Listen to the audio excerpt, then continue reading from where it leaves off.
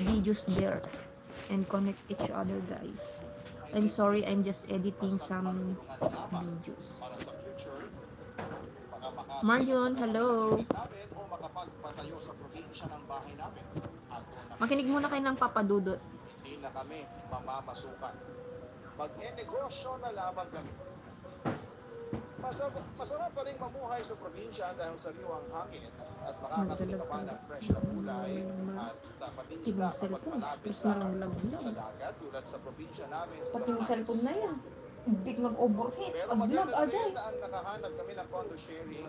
Dito kami Gatang man, gatang lang ang gatang. memory bilang Paulo. partner. Cellphone. Sabi namin sa isa't isa na dapat naming patibayin ang aming pagmamahalan 10K. at sana'y darating ang araw na magpapakasal na rin kami para legit na ang pagiging mag-asawa namin. Hindi ko makakalimutan ang araw noon na nakilala namin ang magiging kakondo share namin sa unit na iba kundi si Jake. Papa Lou.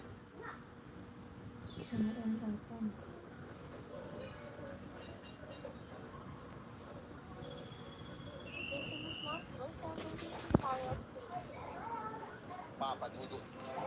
Bili na lang ako ng phone ko. Drone. Gamit na pang video.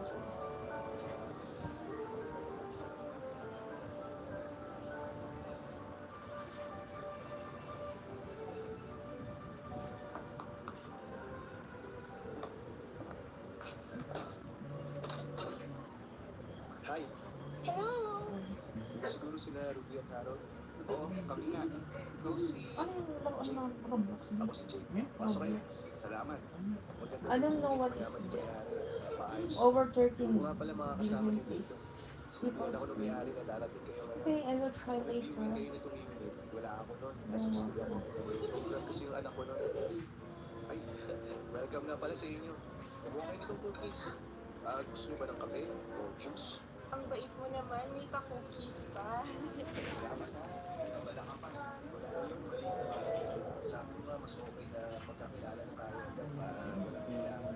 Sana magkasundo tayo tatlo. Oo, sana Pati na. pa Kabado pa nga kayo na kasi hindi namin alam kung anong klaseng housemate ang makakasama namin. Pero mukhang mabait ka naman. Ako mabait talaga ako. Magtulog.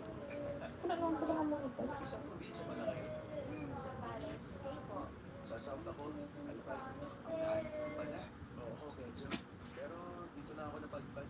Masaya kami kasi mabait ang makaka-condo share namin. Pero seryoso, gusto ko lang ng maayos na samahan dito. Yung tipong pamilya na rin ang turingan na. Tama. Pero hindi nakahanap namin, bro. Peaceful na tirahan.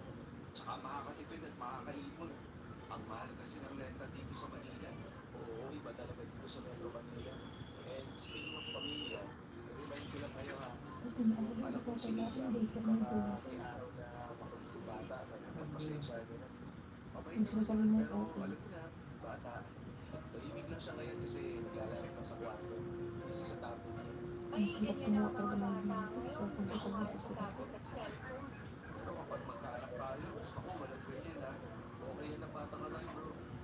Yung kaso kasi ng anak ko, wala siyang kalaro. Kaya hinayaan mo na mag-tablet. Kasi dito kami sa kondo nakatira. Yun lang, bro. Nasaan nga ba ang asawa mo?